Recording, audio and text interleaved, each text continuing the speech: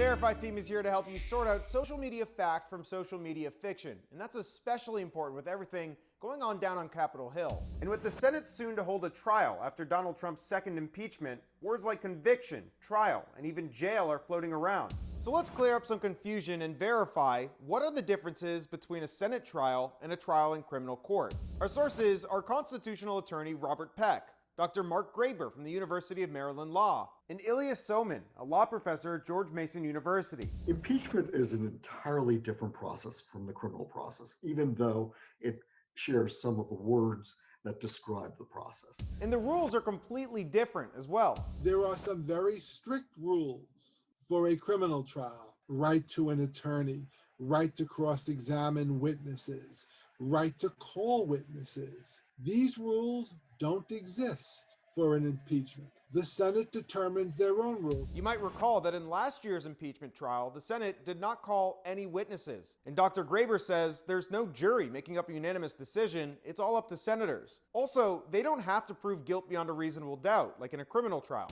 The Constitution doesn't set any standard.